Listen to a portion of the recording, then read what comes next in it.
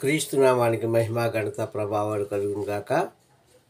మా Jesus blessing అనే ఈ ఛానల్ ద్వారా వాక్యం వింటున్న మీ అందరినీ దేవాది దేవుడు దీవించి ఆస్వాదించును గాక.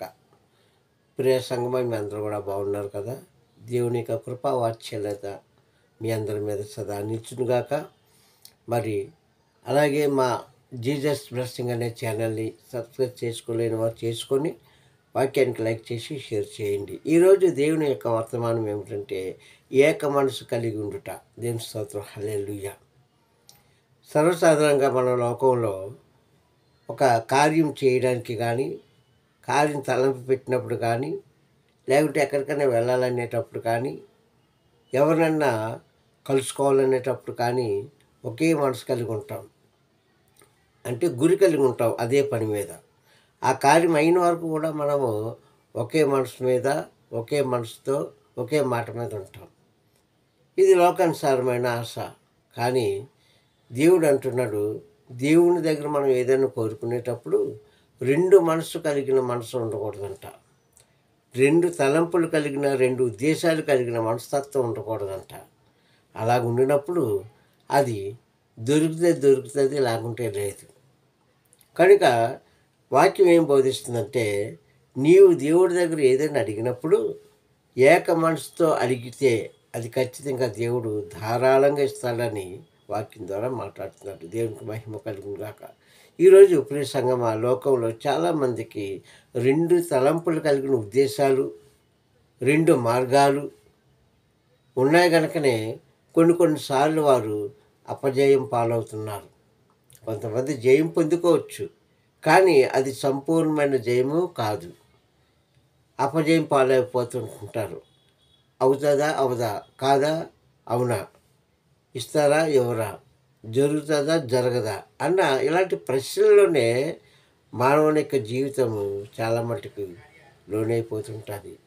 అయితే ప్రియ సంగమా, సర్వాధికారైన తండ్రి తన కుమారుడైన క్రీస్తు ద్వారా మనం ఏదైతే శుద్ధ మనసుతో, విశ్వాసంతో అడుగుతామో అది ఖచ్చితంగా మనకి దయచేస్తానని వాక్యం ద్వారా మాట్లాడుతున్నాడు. చూడండి, యాకోబు పత్రిక 1వ అధ్యాయంలో 5-6 వచనాలు చూసినప్పుడు అక్కడ ఈ మాటలు మనకు కనిపిస్తాయి. యాకోబు పత్రిక 1వ అధ్యాయము 5-6 వచనాలు.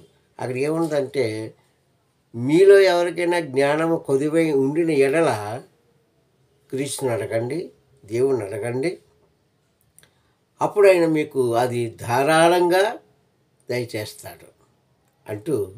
అయితే అడిగేవారు మీరు అవిశ్వాసంతో కాకుండా, రెండు తలంపు ఉద్దేశంతో కాకుండా, అనుమానంతో కాకుండా ఆయనను విశ్వాసంతో అడిగినప్పుడు ఖచ్చితంగా అది దయచేస్తాడని యాకోబు పత్రిక 1వ అధ్యాయము 5-6 వచనాల్లో దేవుని యొక్క వాక్యం మనకు సెలవిస్తుంది. ప్రియ సంఘం, చాలామందికి మనకి ఉన్న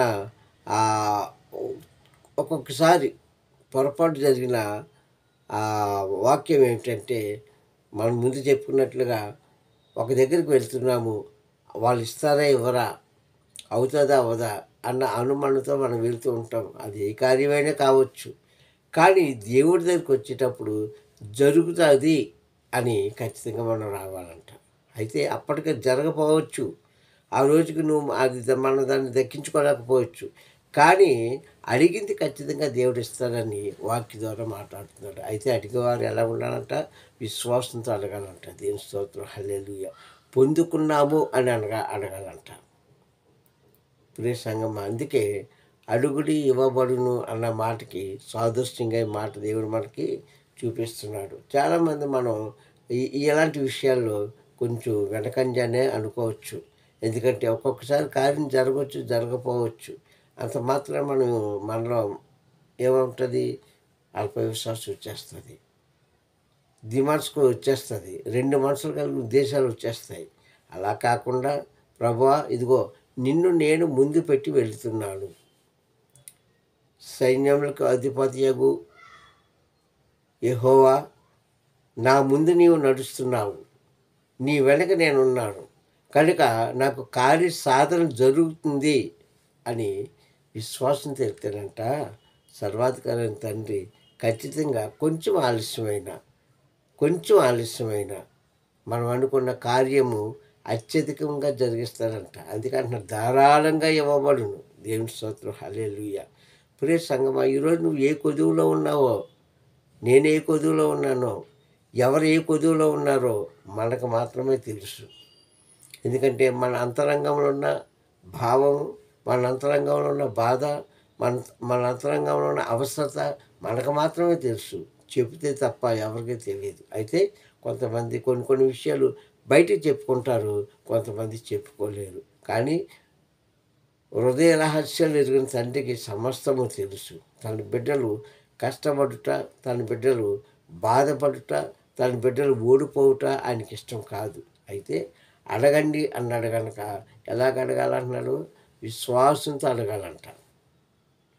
విశ్వాసం తగినప్పుడు ఆయన ఏం చేస్తాడు? ఖచ్చితంగా ఆ కార్య సాధన మనం ఏదైతే అడుగుతున్నామో, ఇంటి సమస్యల, శరీర సమస్యల, లేక కుటుంబ సమస్యల, లేక వేరేది ఏదైనా మీరు అడుగుతున్నారా, ఏది అడిగినా సరే ఆయన ఖచ్చితంగా ధారాళంగా ఇచ్చేవాడే. కానీ ఏదో కన్నీళ్లు తుడిచినట్టుగా చేసే దేవుడు మాత్రం కాదు అని యాకోబు గారు ఈ మాట ద్వారా మనకు తెలియజేస్తున్నారు. దేవుని స్తోత్రం, హల్లెలూయా.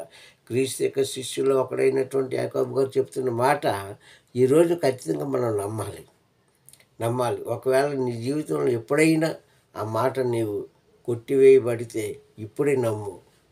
అందుకే ఆయన అంటున్నాడు, నమ్మేవాడికి సమస్తం కూడా సాధ్యం అంటున్నాడు. కొంచెం ఆలస్యమైన వెంటనే జరగకపోవచ్చు, ఆ రోజు జరగకపోవచ్చు, మరుసటి రోజు జరగలేకపోవచ్చు. కానీ ఏదో ఒక రోజు మనం అనుకున్నది మాత్రం ఖచ్చితంగా క్రీస్తు ఆయన మహిమ ఐశ్వర్యంలో విడుదల చేస్తాడని నమ్ముదాం. దేవుని స్తోత్రం, హల్లెలూయా.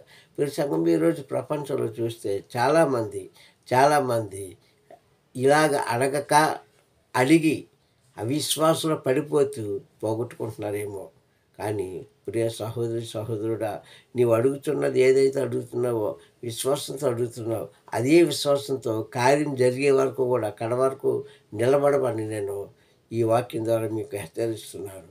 మన కార్యం జరగలేదు కనుక అయ్యో నేను అడిగానే క్రీస్తుని, ఆయన చేయలేదే, నా ప్రార్థన ఆయన దగ్గరికి వెళ్ళలేదా, లేదంటే నా మనం ఆయన వినలేదా అన్న అనుమానం మనకు వస్తుంటుంది. కానీ గ్రంథం బోధిస్తుంది, వాక్యం బోధిస్తుంది, అడిగే వాటికంటే అత్యధికంగా వచ్చే దేవుడు కొంచెం ఆలస్యమైనా సరే ఆ ఆలస్యంలో మనం ఏం చేయాలి? నిరీక్షణ కలిగి ఉండాలి, విశ్వాసంతో ఉండాలి. నిన్ను ఇస్తున్నా ప్రభువా అని మనం ఆయన ముందు మనం శిరస్సు ఉంచినప్పుడు ఖచ్చితంగా సర్వాధికారి తండ్రి మనకు కార్యం చేస్తాడు, చేసి చూపిస్తాడు. ఎందుకంటే మనం ఆయన వారము, ఆయన మేపు గొర్రెలము, ఆయన ప్రజలమై ఉన్నామని 100వ కీర్తనలో మనం చూసుకుంటున్నాం. కనుక ఆయన బిడ్డలుగా ఉన్న మనల్ని అవమానపరచడం కానీ, కించపరచడం కానీ, మరొక వారి నోటితో దూషించబడడం కానీ తండ్రి చేయడు. దేవుని స్తోత్రం, హల్లెలూయా.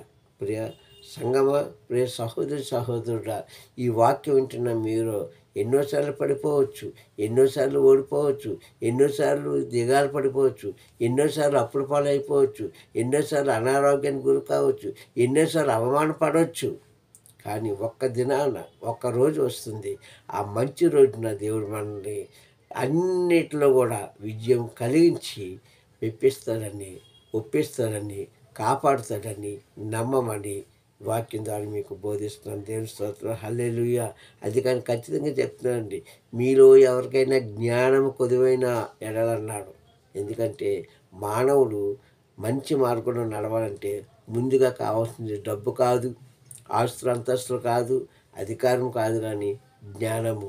ఆ జ్ఞానంలో ఉన్నవారు ప్రతి ఒక్కరు కూడా మంచి మార్గంలో నడుస్తారు, ఆలోచిస్తారు, ఆవేశపడరు, అవివేకంగా ఆలోచించరు.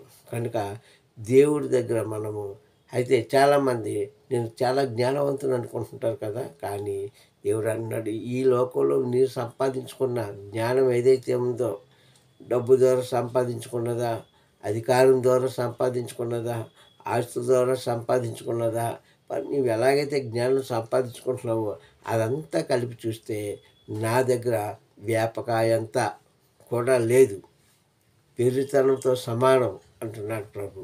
కనుక అది జ్ఞాపకం చేసుకోండి. ప్రభు, నేను అజ్ఞానయ్యా, నేను అవివేకంతో మాట్లాడుతున్నానేమో, నన్ను క్షమించు తండ్రి అని మనం ఆయన పాదాల దగ్గర పడినప్పుడు ఖచ్చితంగా రాబోతున్న దినాల్లో సర్వాధికారి తండ్రి ఆయన సహాయం ద్వారా తన కుమారుడైన క్రీస్తు ద్వారా మనకి ఏ క్రియ అయితే చెయ్యాలనుకుంటున్నాడో, ఏ సహాయం అయితే చేయాలనుకుంటున్నాడో, అనారోగ్యానికి అనారోగ్యంతో ఉన్నప్పుడు అనారోగ్యం పోవాలనుకుంటున్నావా, ఆరోగ్యం ఇచ్చే దేవుడు ఆయనే.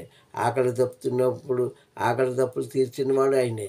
అవసరతలు ఉన్నప్పుడు అవసరతలో తీర్చేవాడు ఆయనే. ఆయన మహిమ ఐశ్వర్యంతో మన సమస్త కార్యాలన్నీ కూడా జరిగించి, అలాగే ఆయన గాయమైన హస్తంతో ముట్టి స్వస్థపరిచి మనకున్న ప్రతి బలహీనత నుంచి లేవనెత్తి లోకానికి లోకస్తులకు ఆయన బిడ్డలుగా గుర్తించి ఆయన బిడ్డలుగా మనల్ని చూపించి రక్షిస్తారని నేను తెలియజేస్తున్నాను. దేవుని స్తోత్రం. హల్లెలూయా. ప్రియ సహోదరి సహోదరులు, ఒకవేళ ఇంతవరకు నీలో అవిశ్వాసంగా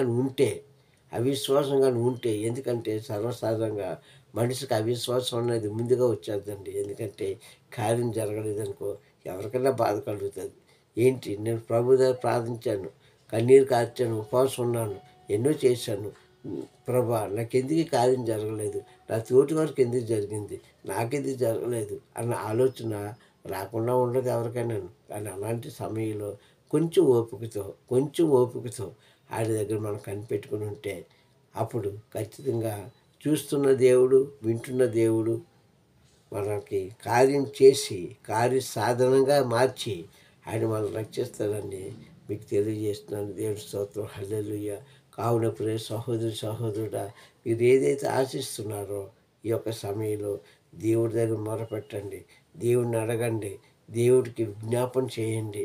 ప్రభా, ఈ నా స్థితిగతి ఇది తండ్రి, ఇదిగో నా కుటుంబం ఎలా ఉంది, నా పిల్లలు ఎలా ఉన్నారు, నా భర్త లేక నా భార్య ఎలా ఉంది, నా యొక్క సంసారం ఎలా ఉంది, నా ఆర్థిక స్థితి ఇది, నీకు తెలియంది లేదు తండ్రి.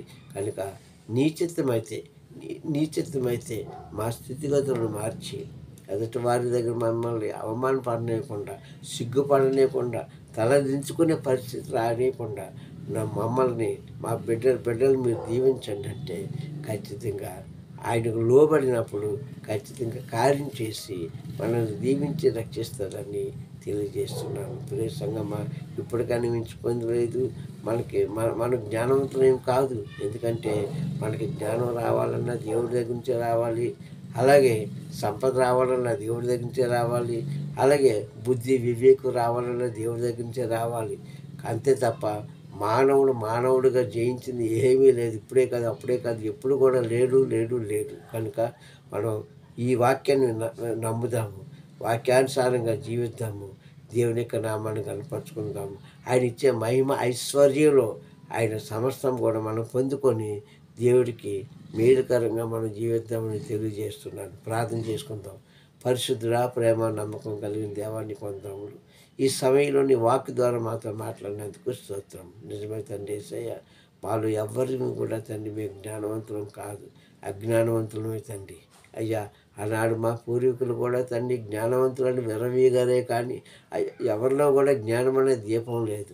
అయ్యా, దీపాన్ని వెలిగించేవాడు నీవే అయ్యా, దాన్ని కాపాడేవాడు నీవే. కనుక ఈరోజు నా తండ్రి వాక్యం చెప్పే నన్ను అయ్యా, వాక్యం వింటున్న బిడ్డల్ని అయ్యా తండ్రి జ్ఞానవంతులుగా తీర్చి మాకున్న ప్రతి అవసరతని మహిమ ఐశ్వర్యాలు తీర్చి విశ్వాసం కలిగి జీవించే భాగ్యం కలుగు చేసి, విశ్వాసంతో నా తండ్రి నీ నిమిత్తం ఎదురు చూసి ధన్యత కలుగు చేసి మహిమ పొందుకోమని క్రీస్తు నామంలో ఈ ప్రార్థన అడుగుతున్నాను పరమ తండ్రి.